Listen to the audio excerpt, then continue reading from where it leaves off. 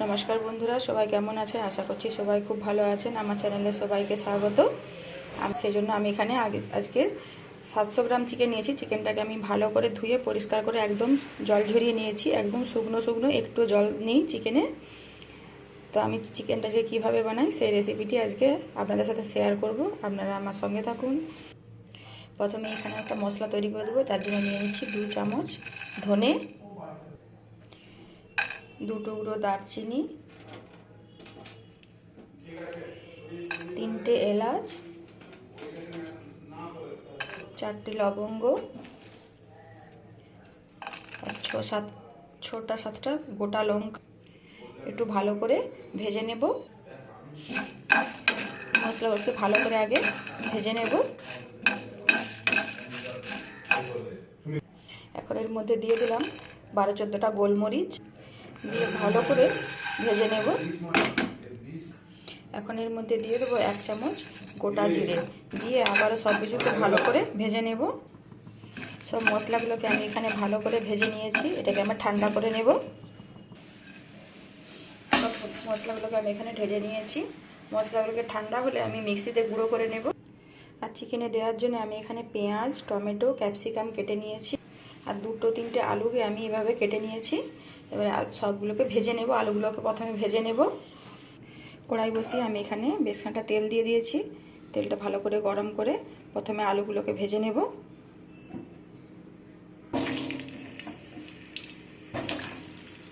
এখানে আপনি আলু দিতেও পারেন, আবার নাও দিতে পারেন।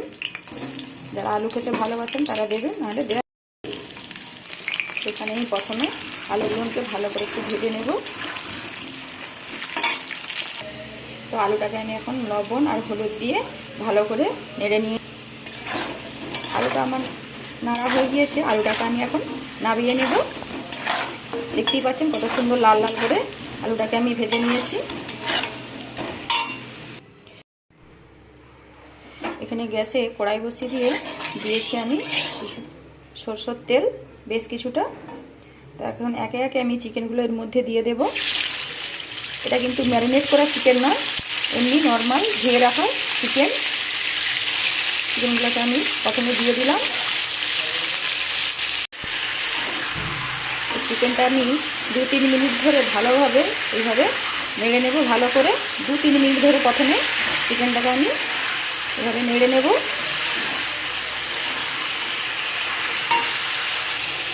এই দেখুন বন্ধুরা, এই চিকেনটা কিন্তু আমি রান্না করছি, এর মধ্যে কোনো জল দেব না। এই দেখুন চিকেন থেকে কতটা জল বেরিয়ে গেছে এখনই। এই দেখুন, তো 2-3 মিনিট আমার এখানে নাড়া হয়ে গিয়েছে। এখন এর মধ্যে আমি দিয়ে দেবো কেটে রাখা টমেটোগুলো আমি দিয়ে দিলাম প্রথমে।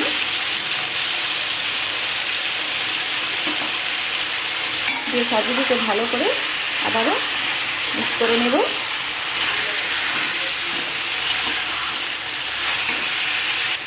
টমেটোটা দিয়েছি, এই সময় আমি একটু ঢেকে দেবো। ঢাকাটা আমি খুলে নিয়েছি। এখন এর মধ্যে আমি দিয়ে দেব 1 চামচ লবণ, যাতে টমেটোটা নরম হয়ে যায়। দিয়ে সব কিছুকে ভালো করে কষিয়ে নেব।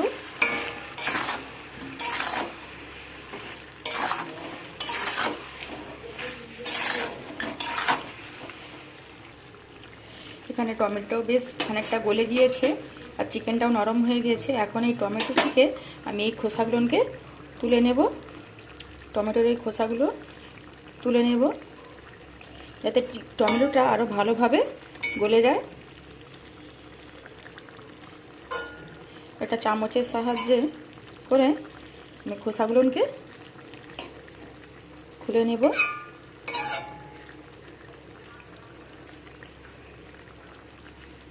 এখন আমি এর মধ্যে দিয়ে দেবো যে পেঁয়াজগুলো আমি কেটে রেখেছিলাম, সেই পেঁয়াজগুলো এর মধ্যে আমি এখন দিয়ে দেব।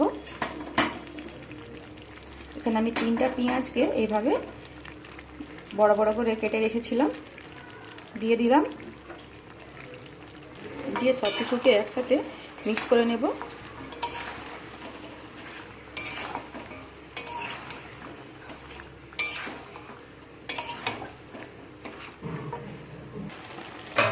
এখন এটাকে আমি আরও ঢাকা চাপা দিয়ে কিছু সময় কষিয়ে নেব। ঢাকাটা আমি খুলে নিয়েছি। দেখুন বন্ধুরা কতটা জল বেরিয়েছে। এই জন্য বাইরে থেকে আমার একটু জল দেওয়ার প্রয়োজনই পড়বে না।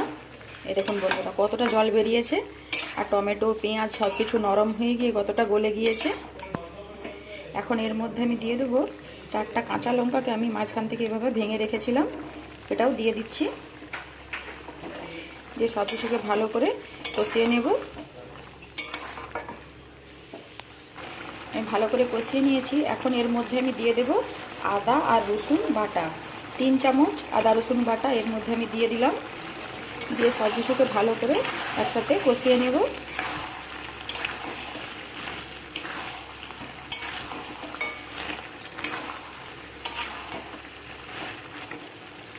তো ভালো করে এখানে আমি কষিয়ে নিয়েছি। এখন এর মধ্যে আমি কিছু মশলা অ্যাড করব, যেগুলো বেসিক মশলা, যেমন ধনে গুঁড়ো 1/2 চামচ, জিরে গুঁড়ো 1/2 চামচ আর হলুদ গুঁড়ো পরিমাণ মতো এর মধ্যে আমি দিয়ে দিলাম। দিয়ে সব কিছুকে আবারও ভালো করে কষিয়ে নেব। এখন এর মধ্যে আমি দিয়ে দেবো যে ক্যাপসিকামটা কেটে রেখেছিলাম, সেই ক্যাপসিকামটা আমি দিয়ে দিলাম। দিয়ে আবারও সব কিছুকে ভালো করে একসাথে কষিয়ে নেব। এখন এর মধ্যে আমি যে আলুগুলোকে আমি ভালো করে ভেজে রেখেছিলাম সেই আলুগুলো দিয়ে দিলাম। দিয়ে সব কিছুকে ভালো করে একসাথে আবারও মিক্স করে নেব। বন্ধুরা এইভাবে একবার চিকেন বানিয়ে দেখবেন, দারুণ সুন্দর লাগে খেতে। সবসময় একঘেয়েমি চিকেন না রান্না করে এভাবে একবার করে দেখবেন, অসাধারণ সুন্দর লাগে খেতে। আর ঠিক এই সময় আমি দিয়ে দেবো 1 চামচ কাশ্মীরি রেড চিলি পাউডার, এটা সম্পূর্ণ কালারের জন্যে। এটা আমি 1 চামচ দিয়ে দিলাম। দিয়ে সব কিছুকে ভালো করে মিক্স করে নেব।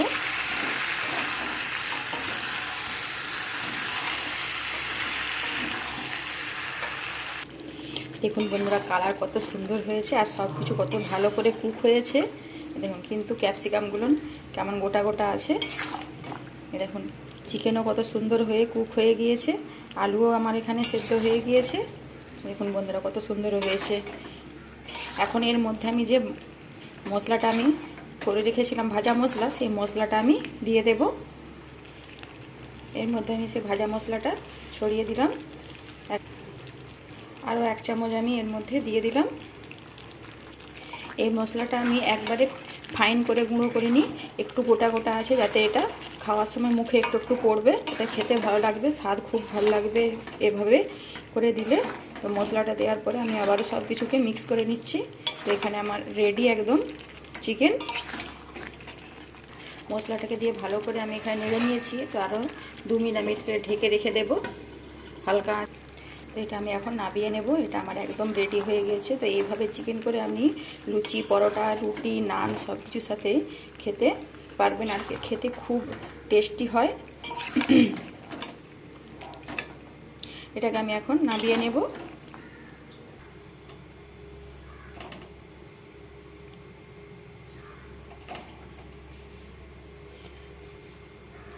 তো বন্ধুরা একবার হলেও এইভাবে করে বাড়িতে ট্রাই করে দেখবেন,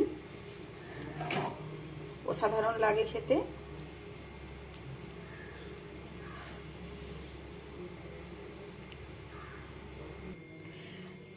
দেখতেই পাচ্ছেন বন্ধুরা কত সুন্দর হয়েছে, আর খেতেও তো খুব অসাধারণ হয় খেতে।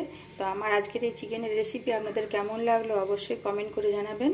আর ভালো লাগলে লাইক করবেন, কমেন্ট করবেন, সাবস্ক্রাইব করে পাশে থাকবেন।